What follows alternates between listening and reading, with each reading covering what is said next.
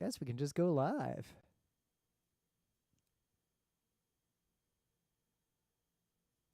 Nice and easy. I have hit record. Click. All right. Click, click.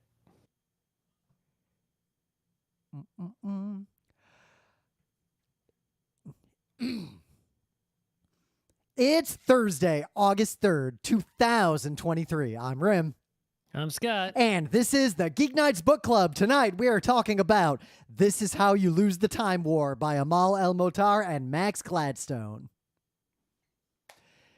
Yeah, we were going to do the show a little earlier, but I had a work thing that came up, and because, one, we didn't have a good Wednesday show idea, and two, we don't want to cover or really give any promotion to any struck works that would cross the picket line of SAG-AFTRA. So I don't watch any struck works to begin with. You don't watch anything. No, that's right. Television is not. It's weird, right? It's like on the one hand, I'm like, yeah, way to go, all you writers and actors. You deserve it. You're doing all this hard creative work, and you're so talented, and you should get paid. And all those Hollywood execs are taking all your money. Yeah, I'm totally 100% on your side. You think we're so talented and great? Do you watch any of our work? No. I mean, meanwhile, you did. It entertains me personally. You did go see Asteroid City in the theater. Well, I mean, the director was there, right? Yeah. And that's the kind of thing that I actually do like, right? It's Yep. And actually, the thing I would have reviewed on Wednesday. Is the thing I mostly don't like. Yeah, but Nimona is not television. That is a movie. It just happens to be on Netflix because it was saved from the whole blue sky being destroyed by capitalism situation, and they somehow actually made the movie instead of just burying it forever. But anyway, this is an experiment to, if we don't have a good idea for a show and we have a good topic for a different day of the week, we're going to change out the Geek Night schedule a little bit. I mean, do we have to, people didn't even notice when we switched from this was supposed to be a Tuesday, Thursday week, and now it's a Monday. We Wednesday kept week. the Monday, Tuesday, Wednesday, Thursday alternating schedule consistent for so many years. It's shocking. It flipped one time, but Google Calendar is what made it consistent, right? It's like I can just look at the calendar and say, oh, this is a X week, right? But I guess nobody's even listening. So if we stick to that anymore, right? We'll just, we'll do no more than 2 episodes a week of whatever days we happen to do. Yeah.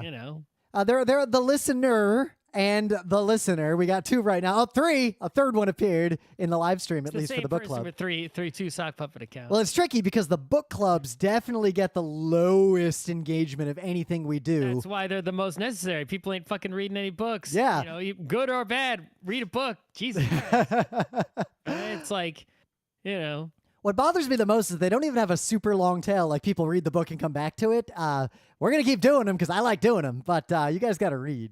This book is so short, too. It's not even like, Yeah, that's sort of the first thing. So This Is How You Lose the Time War. As, we discussed when we announced it, Scott was the one who brought this choice to the table. Because it was, when we chose the books, it was June in Pride Month. It's now no longer Pride Month, but, Pride is all the time, whatever. Yeah. And, so I chose 2 LGBTQ plus-ish novels for Rim to select from, right? And he selected the one that was in a recent news because a person by the name of Bigelows Dickolas Wolfwood, which is a name where anyone with that name must be a trustworthy, immaculate individual. Yeah, that's a rare, perfect username. Yeah, so that person going by that name suggested this book, hyped it up on the internets, and many people concurred and obeyed and such. And so we said, well, something must be going on there, right? That's the thing that we do is like, we hear about a thing, right? I remember I think the first time we talked about this on Geek Nights was like the Madoka days, right? Yeah. Which was already a really long time ago. When Madoka came out, it was like, I knew there was an anime called Madoka Magica, and I didn't know anything about it. I just knew there was an anime by that name. Yep. Then I kept hearing the name come up again and again and again. And I said, well, if this name keeps coming up and it didn't just disappear, there must be something to it. And I checked it out. So this book, it just kept coming up, right? And it came up big with, Bigelows Dickolas there's a recommendation, which was viral, I guess would be the term. It was surprisingly viral. Like that one short internet thread caused so many different communities to talk about this book, even if they didn't know what generated that buzz. Yep. And so it's such a short book.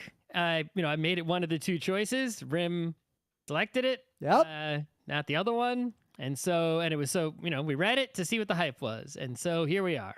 Yep. And I will say right now, of course, this is the GeekNights Book Club, so we're going to talk about this book between two people who have read it and know that we've both read it. And we are assuming that you have also read it. So I don't care about spoilers anymore. Like, if you listen to a book club podcast and you're mad about a spoiler, that's on you. But I would say more that if this is hard to follow or you're confused, that's your fault for not reading the book. The best, yeah, obviously. Like, one of the best things about reading a book at the same time as someone else is being able to discuss the things that happen in the book or the meta around the book. You can talk about the book knowing that you both come from this same first principles, or at least this basic understanding of what happened in the book.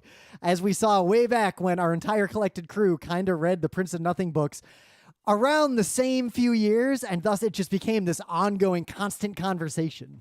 Yeah, I mean, I don't know what it is, but there's something about it's like I actually don't really get any value from like going online to like media, publications or journalists and hearing what they have to say about various works that have come out, video games, movies, whatever.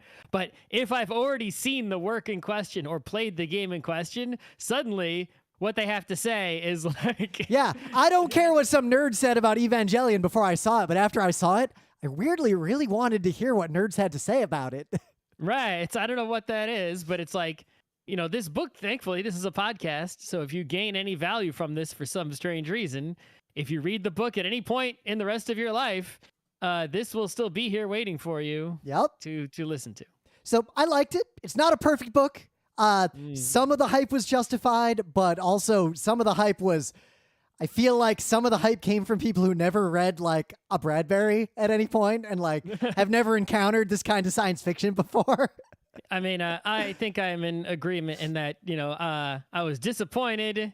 Not that my expectation was high, but I do not think the quality of the book met the hype level. But that's not to say the book had no positive or redeeming qualities. I think if not for the shortness, right, of the book, it may have been, worse off. But the book definitely benefits from the fact that this is a couple hour read, like 3 hours tops, unless you have difficulty reading. And what I got out of it, relative to how little time it took from my life, made it an upper tier book. Whereas if it had been longer, it would have been a lower tier book. Yeah, I have no regrets about reading this book, but it's like, if someone were to, start a discussion about the book, I'd say, I'd say yeah, it's all right, but it does not meet the hype level that you have heard, in my opinion. Yeah. Right? But at the same time, we are jaded older people in that we've read a lot of books over the years, just like we've seen a lot of anime and seen a lot of movies. And to even get my attention takes a lot now that I'm 40. Okay, so here's the deal with the book, right? There is a time war, as the title would suggest. Yep. And the main combatants in the time war are two time and space spanning civilizations. One of them is sort of a cyber hive mind deal, right? Yep. I guess it would be a cyber what's the word? A singularity. Singularity, yeah. Right. And the other one is more of a biological hive mind. So they're both a biological singularity. Right. So basically they're these two singularities of intelligence, but within them there are still individual beings that have independent thought and whatnot. It's not a complete single entity, right? It's just like a colony of bees, right? Just the cyber bee colony and the literal elf bee colony, I guess. Yep. Right. And so there's a time war happening. So basically there are trained, highly skilled agents working for both of these groups, societies, fighting each other, basically traveling throughout history and manipulating history to change the future. And they keep doing it back and forth to each other in an increasingly elaborate fashion, so that the future that each one of these two different societies wants will be the one that comes about. Yep. Right? I guess So that's right. from a naive perspective, this is an existential war. Like, regardless of if you sympathize with one or both of the sides or the people involved, one side, much like in some anime we've seen over the years, is going to be destroyed utterly if they lose this war. This is an existential Right. fight. It's like this. Right. So like one hive mind just simply won't exist. If they lose the time war in the future, their hive mind just will not exist. Right. The other one won. Now, So- from a meta perspective, that I guess I'm not going to speculate on whether or not the authors intended any of the things we're talking about. I'm going to talk about this from a 100%. The author is dead. God is dead. We have words to work with. Stuff about but anyway, keep going. Yeah, but I don't want to presume whether or not they intended any of these readings or ideas. But there's definitely a meta concept that if these societies are fighting, then they can coexist and do coexist directly. And because time travel is possible, then time travel is irrelevant. There's no such thing as time travel. There is just one long system of interactions, and in that system, there is a state where both of these societies do in fact exist, which implies that the war is stupid and pointless, or it implies that the war is necessary because the war is the only thing that keeps these societies existing together at the same time. I don't think that was quite the intent or the point of the There book. also don't seem to be any other societies. I guess those are the ones that have completely lost the time war. Yep. There do not seem to be any other possibilities in the observed universe as far as this book is portrayed. There It's are hard to tell two. if it's even on one planet or multiple. It's definitely planets. not just on one planet. They talk about all those, multiple timelines, though. but they definitely imply that Earth is like hyper pivotal to all of this. Yes. Now, And so, with the two societies, right, there is one of them has an agent, Red, who's from the Cyber Society. Yep. And Blue is from the Elfie Bio Society. And I believe that it's Blue that sends the first letter, right?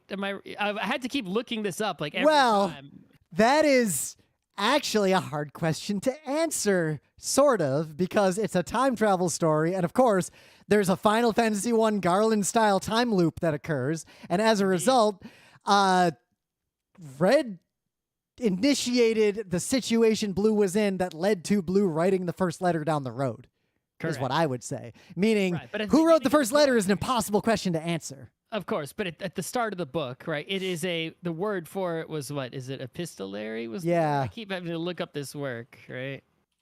Yes, epistolary format, which is when you tell a story with letters, right? Yep. So this isn't actually completely epistolary as like some other works are, which are just letters between characters and you just read their correspondence and that tells the story. Which I would say this book would have been better if it had stuck to that and not mixed. I agree, but the It would have been higher concept. you get a brief, like 1 or 2 page chapter of a character doing like their mission, right, that they're currently on. And then that character receives a letter. And then you read the letter the character received, right, in the next couple pages. And then the switches to the character who wrote that letter. And they're on some mission, and then they receive the response to the previous letter, and you read that. So it's sort of this alternating between brief narrations of missions and the letters. But as Rim just said, it would be better off it was just the letters, and I agree, because quite often the missions don't really add much besides setting, dressing, and flavor, right? They do add some important but subtle color to the societies, but I don't know again how intentional that was. But also, most of the plot is in the letters, right? That the plot is not like advancing so much in the part where they're on some mission. It's just, and you can't even really tell the overall status of the time war in the mission part, except for like this one big mission where there's actually they meet and fight like in the middle somewhere. But on the majority of the mission parts, it's just like describing some mission in a cool way, like setting a cool fantasy or sci-fi scene up just to be cool. The missions do add something very important, though, because they portray the extreme nature of the violence and pain that is involved in these actual fights that is Yeah. not referred to materially in really any of the letters to near the end. So on one hand, like reading this, it is hard for me to see the person who throughout the book is consistently thinking the red side is a better society to live in, because the blue side is often portrayed as being more pleasant in a variety of ways. Well, But- I think there's just a natural tendency of, sort of a Ghibli-esque thing to always Yep. portray, biology, nature as good, and technology and industry is more Yep. evil, right? It's like, say, Tolkien-esque situations where the elves are good and the orcs all have machines and Yep. the elves don't really, they have magic or something, right? It's like, that's just a common trope. It And is. I don't know how much the existence of that trope in your mind is painting that versus the book is also agreeing with the trope and trying to paint the same thing. I think the I book... sort of viewed both of the societies as sort of equal in terms of goodness and evilness, right? The mother of the blue side didn't seem super benevolent to me, right? Nah, but there's a broader point about that is Evangelion adjacent and related to a scientific concept of self-domestication that I want to address later in our conversation, because that's there's very what's it called? Instrumentality stuff going on. Yep. with this But I book. feel like if we talk about that now, it's going to derail our whole conversation. So I'm going to derail the train later. But the red side is often portrayed as more directly violent. But the blue side, like very subtly, whenever the blue side is doing stuff, it's always things like, oh yeah, they made sure World War II happened because you need that. Like, that's natural. That had to happen. Like, blue is killing as many people as red, maybe even more people. And blue is often the one destroying a city or destroying an entire civilization to prevent them from accomplishing some goal, or like making sure the zombie apocalypse happens in the alternate Russian front of World War II. Like, I want to say one of the stories specifically implies that blue prevented Hitler from being killed on purpose. I don't remember because it was. It's hard to say, because an annoyance with the writing in this book is that it makes very specific references to pop culture, but like broad pop culture. Like, it references songs from the 70s and 80s, and it references television shows from like between the 50s and like modern times. But the references, and this is, I mean no disrespect to the authors, they were done in the same ham-fisted manner that Ready Player One did. The references use proper nouns and assume that you know what the fuck those proper nouns are. And if you don't, you will not make the reference. In the same way that Chesterton and The Man Who Was Thursday, I still think it was a great book, but it had a lot of specific proper noun references that you would only get if you were deeply enmeshed in the like Christian societal thought and literature of the era. And if you don't know those references, authors, and stories, you'll just miss all that. You'll miss all that in this book too. And if you miss it, there's entire sets of sentences that are just meaningless and worthless to you as a reader.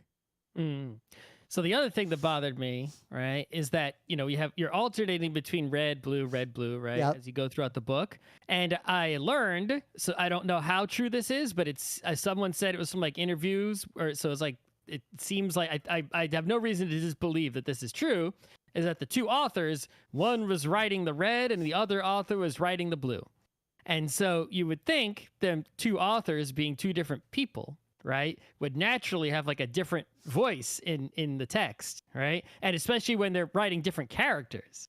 But I just couldn't tell. A lot of chapters, I just couldn't tell. And I had to like flip backwards until I could find the word red or the word blue to figure out who was the current chapter. I had the same problem. And it's like, I don't know if keep that's... flipping back to the beginning, like who wrote the first letter? It was the blue, right? It's like, should have been two extremely different voices, right? So that you could really tell immediately which character was which and who was doing what. It's like, maybe that was intentional, but it really, I don't know, that did not. Well, what work. would have I was really not a worked for fan. me, and it's hard to say if an editor was involved in that, like normalizing the voice. it would have worked better structurally, because I'm a big fan of form and function being unified, if the writing style of the two sets of stories started radically different and converged to have the same voice toward the end of the book, because that would have fit with how it actually goes down. That would have matched the plot, yeah. And that's the kind of thing that you could say that it like foreshadowed the plot with the voice being the same, but it really made it harder to read. It's like for such a short book, that slowed me down a lot. I could have finished even faster if I didn't have to keep flipping I would back say that is figure the out- kind of thing that differentiates a B tier novel from an A tier novel. Yeah. S tier is, and it also makes you think about something profound that you've never thought about before. Yep. Which this does not make you think about anything you've never thought about before. That's another thing I gotta criticize. Well, I should say, for us it didn't. But again, if someone has never read a lot of science fiction or hasn't read a lot of books, I think much like The Matrix, this was brand new concepts to a lot of people who read it. The thing is, I don't see the science fiction parts as being the primary part of this book. I think the primary part of this book is literally just another Romeo and Juliet story, right? There's two people in love and they can't get together because, you know, they're from the opposite worlds, right? They're from a Hatfield and a McCoy, right? Or I whatever, see right? it, It's like- I actually see it as a science fiction story. They're from a Sharks and a Jets and they can't, and so they got to be separated. I think it's actually, it is a very science fiction story. And my argument here is that reading this, we've got two singularity civilizations. And now I guess we're going to derail. An instrumentality style civilization like that, a singularity. And if you're not familiar with these concepts, I suggest Means that Wikipedia. all the conscious sentient beings in the society have sort of merged their consciousness together to some degree. Yep. Right. Now, it can be more complex and subtle than that. So an example would be, a very specific example, a real example that is being studied by real scientists today and is a hot topic in sociology. Individual humans arguably have agency. I am a human. Scott is a human. You're all humans listening to this. I hope someday a non-human listens to We're not this. going to discuss if free will exists or not right now. Nope, right? we're not. Avoiding that part. So we have free will. We're agents. We make decisions. We live in the world. But we are a collection of a bunch of smaller, complex machines that are making decisions but don't necessarily have free will. Cells in our body don't have any meaningful say on what our body does. That we know of. I mean, they have input into it, but they are suppressed and subsumed into the causality of what our brains decide they're going to do. So imagine a society, a country. The United States is a great example. The United States is arguably acting in the world as an entity that is larger and more powerful than any human, and often acts to a degree disentangled from the will of any particular individual human. The collected decisions of the people within that society and the power structures within those people are what decide what that society does. If you take that to the ultimate extreme, humans in a society become analogous to cells in a human. And domestication is a concept that leads to this. So in this book, we have two individuals who were not at a complete and total singularity. These red and blue have not been turned into mitochondria yet. They still think and feel and have agency and make decisions. But they are in mutually exclusive societies that are themselves almost like two different meta beings. It's like two different meta humans that are constructed of humans, and these two individual humans within those structures want to continue to exist, and they've met each other and want to continue to exist apart from their own societies. And it's a struggle between instrumentality and individuality. Oh shit, it's the same story as Evangelion. Yeah.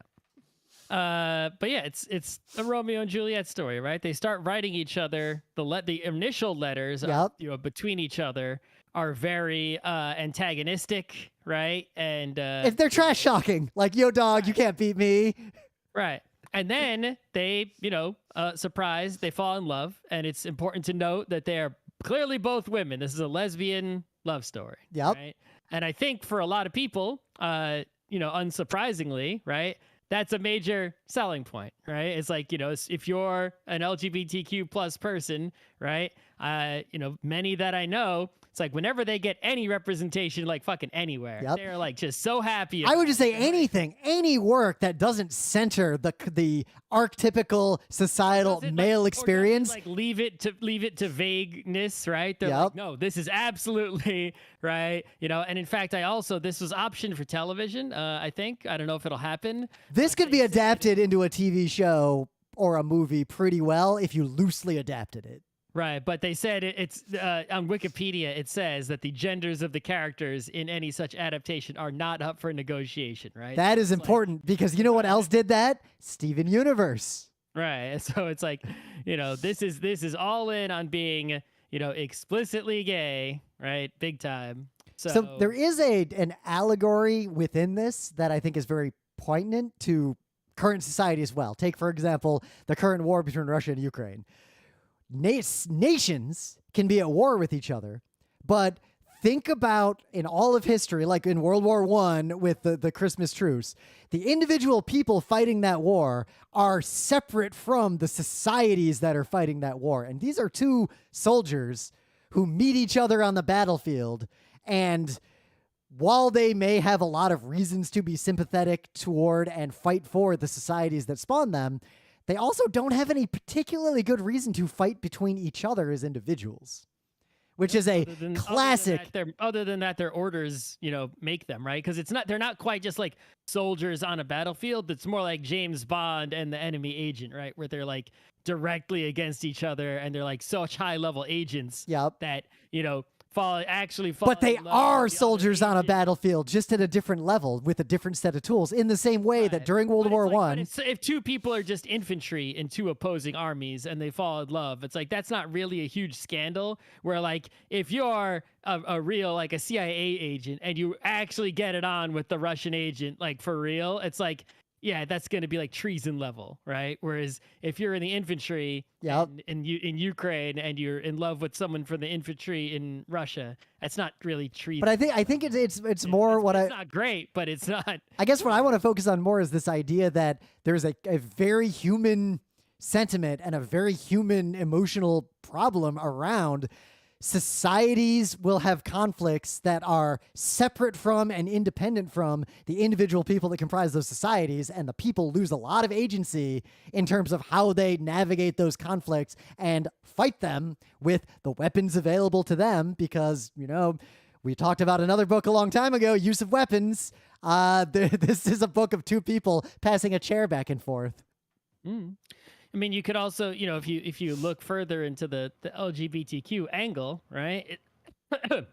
You could imagine that both of these sort of singularity-ish societies, right, are conservative societies, right? Yep. And so it's like they're worried about dying, or getting killed by their, commander, whatever they have, right, mother, whatever it is, because of the traitorism. But it's like it could also be viewed as, you're going to get killed because, you come from a conservative society that doesn't believe in this, right? Yep. It also, the found family angle, right? It's like you found your family with this other person, not with the society you grew up in, but you still have feelings. Which, interestingly, I know you didn't grew up in, even though it mistreated you so badly. I know you didn't watch it to the end, but Centaur World, because it's a short show, the actual very specific meta plot of that is that the warriors, like the horse and the rider character, the warriors, they're only warriors because of the circumstance of the society they live in. And when they are both introduced to a different environment where they're not forced to fight and forced to fill this role, they become very different people because what they truly wanted to be was not what the society they lived in allowed them to be. Yep.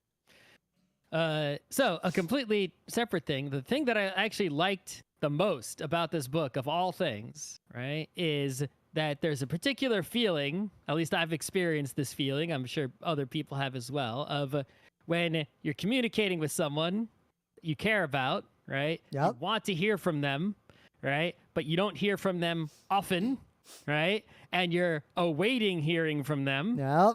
right? And then you actually hear from them, right?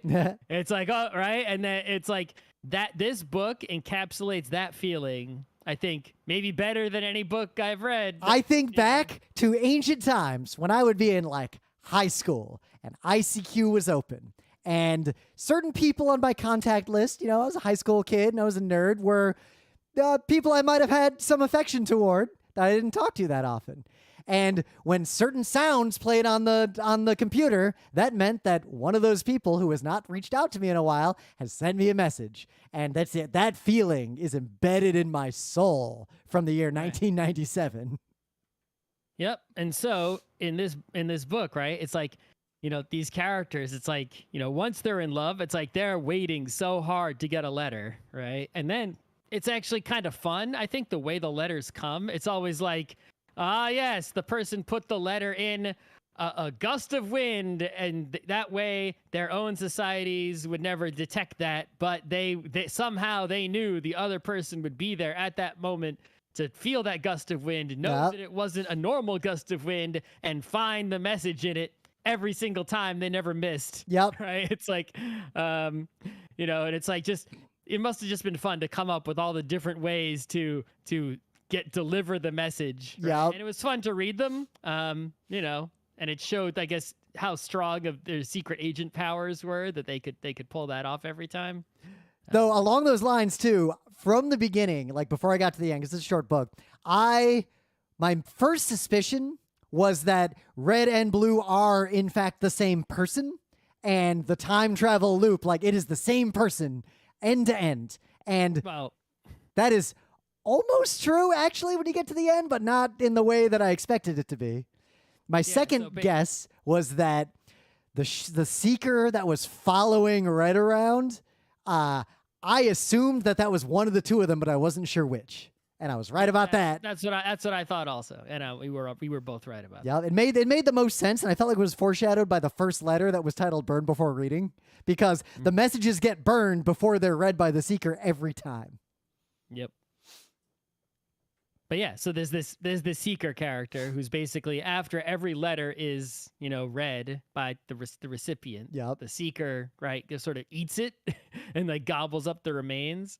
And it turns out that the seeker is red, right? I didn't get that wrong, right? And basically by consuming all these letters, red is absorbing blue into herself and being some sort of combined being. And then once red has enough blue in her, she is then able to infiltrate, the center hive area of the bio society, right? And bring things to their climactic conclusion at the end of the book. Now, this also addresses a concept that, again, is brought up in such works as Evangelion and also a lot of science fiction, that there's the version of you that's in your own head and the version of you that exists as a sort of simulacra in the heads of everyone you've ever interacted with. And if those simulacra are high enough fidelity, they could effectively be equivalent to the real you, because whatever's going on inside your head, your only impact on the world is how you interact and communicate with the outside world. If you communicate with someone deeply and with enough detail, you could theoretically create a version of yourself in their head that is as high fidelity as your appearance in the real world and be predictive. And that is not explored too deeply, but that is definitely implied that is a big part of how blue and red survived and were reborn. Yeah, I mean, you basically get your typical time loop scenario, right? Red and blue merge into like one being, effectively, right? And then red goes, to the birth of blue to ensure that blue turns out the way blue turns out. Which Chekhov's fucking tree from the very beginning, when Blue's like, oh yeah, when I was a kid, I had a weird sickness and it went away one day and they checked me out and I seemed fine, but that was weird, wasn't it? I was like, that was fucking red. That's the entire plot right there. In that one sentence, you just told me everything about this book. And that was not wrong, right? But yeah, I think, while those positive aspects are there, I think, what Rim said before about, what it takes to be an S tier book, right? Is like make you think about something you had never even thought about before. Yep. It's like, this book doesn't do that really. Well, at least I think this book will do that at a similar level to how... hasn't read any books. Well, yeah, in a similar level. And I don't mean this to disrespect Ray Bradbury, but he is important and he has written many great things, but he also wrote a lot of okay things, like, to be brutally honest. Sorry, Ray.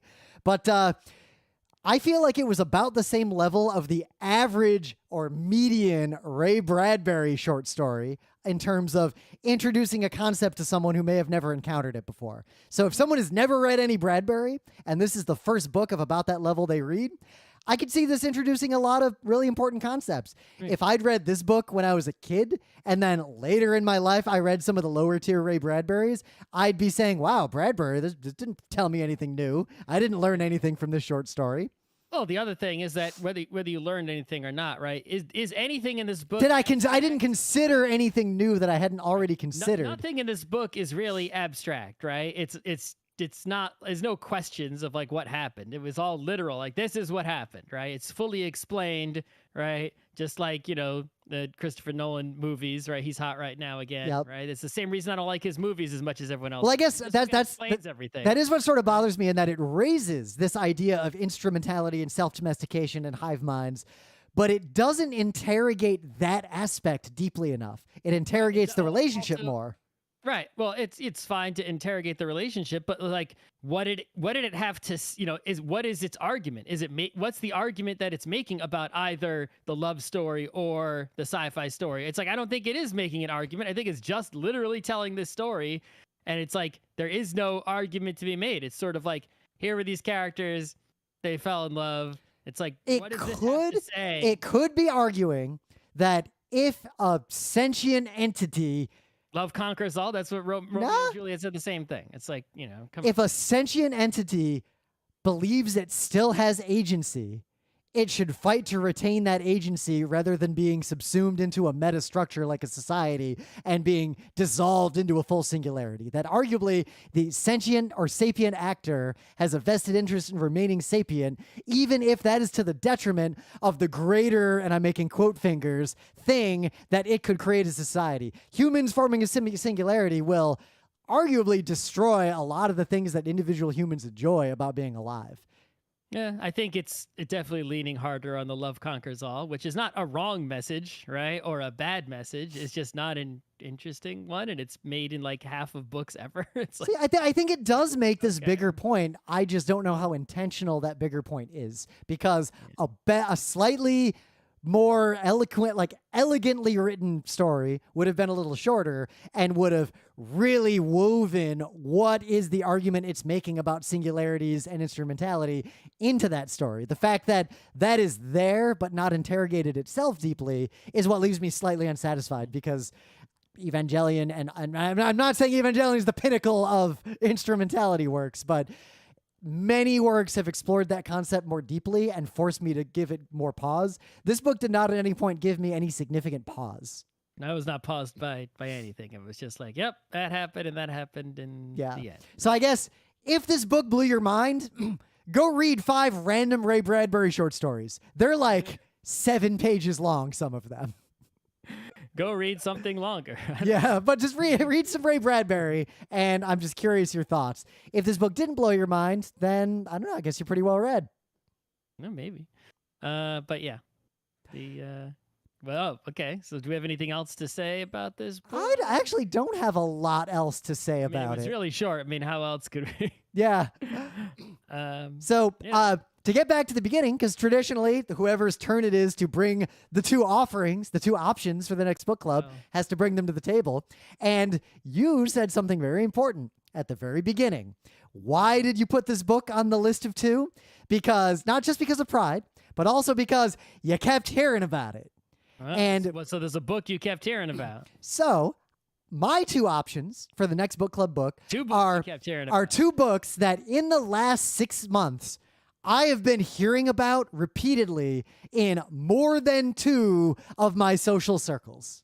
Oh, that's a thing. Like, these 2 books have come up so much that I kept a list. These are the 2. They have come up more than any other books outside of one specific social circle. So either Gideon the Ninth by Tamsin Ware or The Murderbot Diaries by Martha Wells. So the Murderbot Diaries. One of these. So I'll give you a little bit of a brief pitch for both.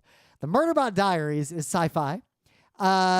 It is about a part robot, part human construct designed as a... Diaries is several books. You have to pick. Are you going to pick one of them, or are you taking this box set deal? See, I feel like we should just read the first bit, All Systems Red, for the book club. And if we want to go... 7. It's one of 7. If we want to go further, we can. These are both series, so we know Rim's going to... Whichever one, Rim's going to read the whole series. Oh, yeah, I'm going to read them all anyway, but the book club will keep it confined. The 9th is a 3-book series? Yep, we're reading the first one. Okay. So, but Murderbot Diaries is broadly about this murder bot, like a security unit that is a murder robot that's a human robot hybrid of some kind. And it overrides its governor and develops independence and ostensibly free will. And what it does with that and whether or not it continues to be a murder bot and why.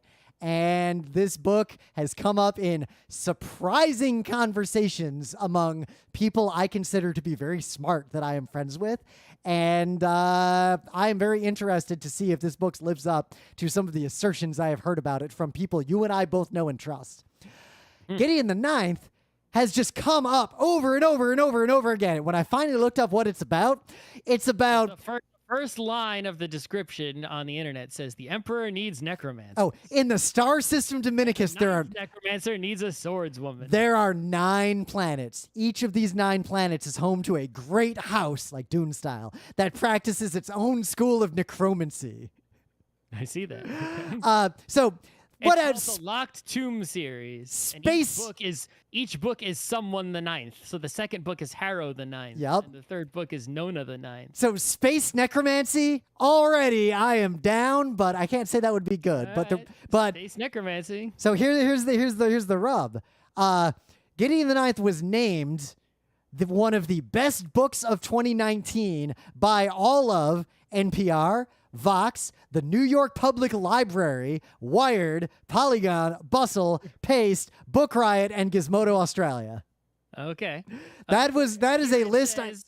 It says here that All Systems Red was won the Hugo, Nebula, Alex, and Locus Award in 2018. And you know who Gideon the Ninth won the Locus, Hugo, and... it won a Locus and Crawford Award, but it was a finalist for a different Hugo Award.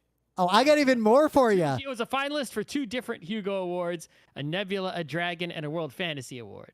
They both have basically a big trophy chest. So yeah, they both have equivalent gigantic trophy chests, but Gideon the Ninth is specifically publicly highly recommended by one of the authors of the book we just read and by the author of the Murderbot Diaries, Martha Wells.